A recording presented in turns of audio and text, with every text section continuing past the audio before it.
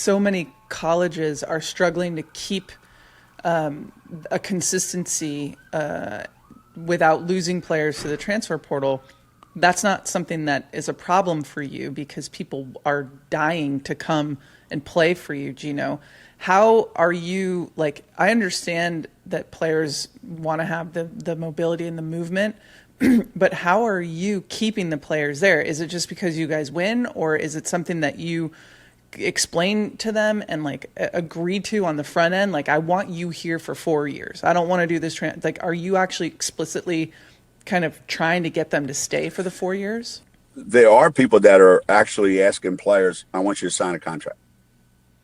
Because you can do that. I agreed to provide you NIL opportunities or whatever for, let's say, 2 years. And the kid signs up for 2 years.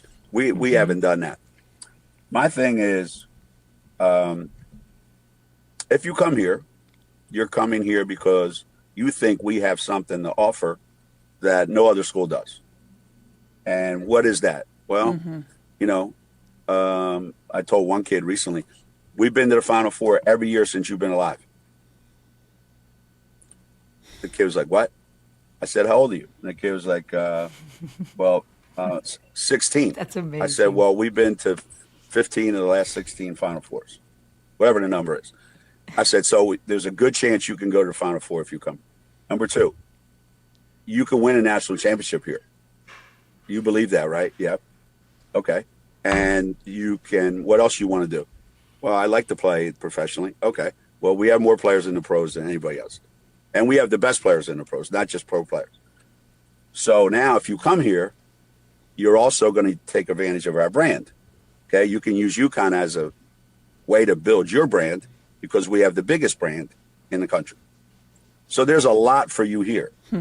Now, the problem is this doesn't come for free. All right. Once you get here, you got to earn that every day. And if you do, you're going to get even more.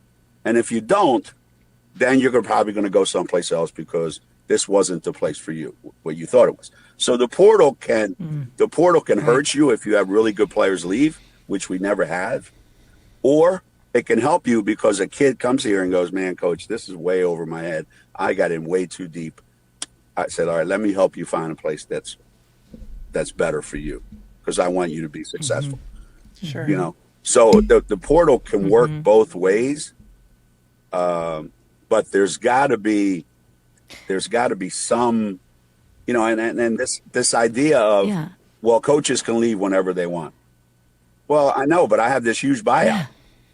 So you can leave whenever you want, but how about we put a buyout in your contract? Like there's got to be some, again, you know, like I'm making a commitment. If I leave, there's repercussions. Right now, it's just too easy. Yes. Yeah, I know.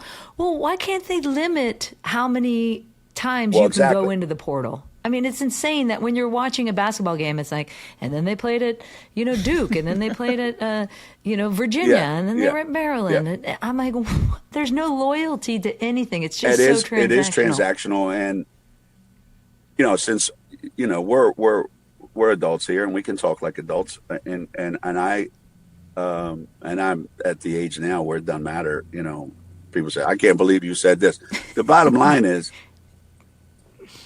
does a kid think that they're there because of how much they're getting paid, and someone offered to pay them more than some other school did, and that's why I'm here?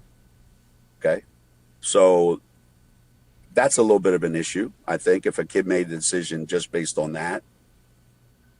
Two, you're a coach now, and you go in a 3-game losing streak, and the kid that you just paid the most money on your team, from a playing standpoint, the kid's not playing well, and they're not worth the money you pay them in your mind.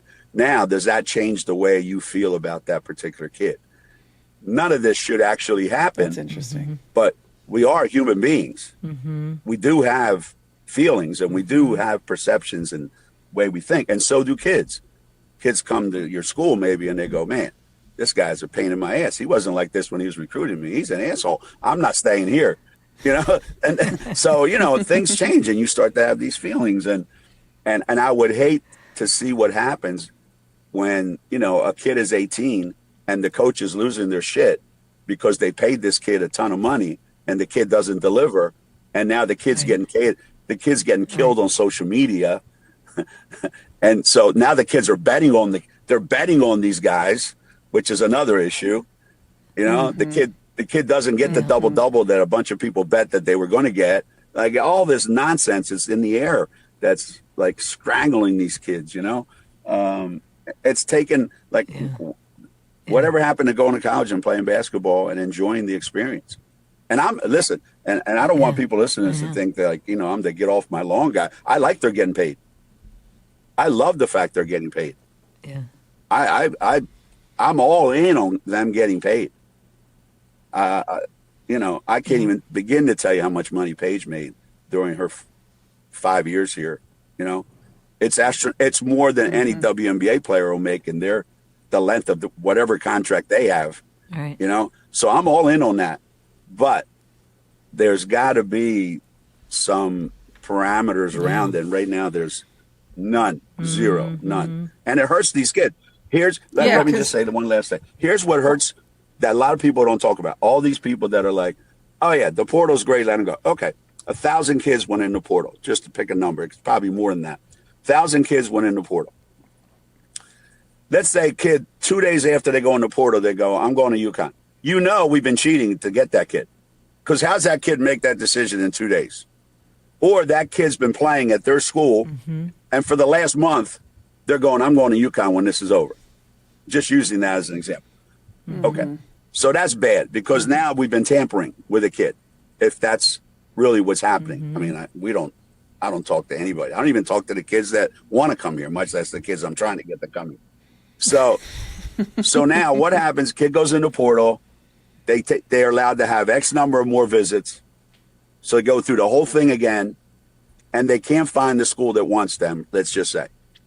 Well, now they had a pretty good situation. They thought they were better than they really are, and they end up with less than what they had. And the school that they left doesn't want them back.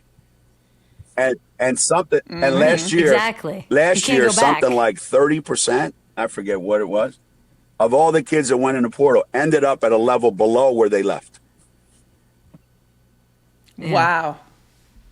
That's an people don't talk statistic. about that stuff. Yeah. They just, you know, and I, again, I'm all in favor of it.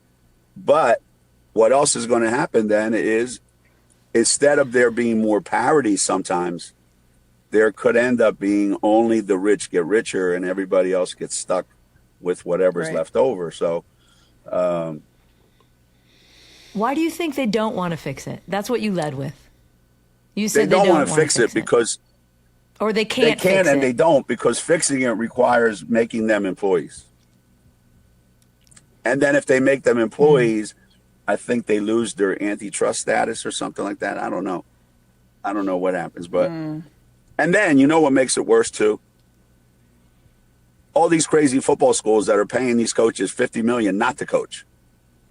Now that makes it look like you got all that money to pay a guy not to coach, and you're telling me you can't give me money to play? So, you know, these colleges, they're their own worst enemies. They can't get out of their own way.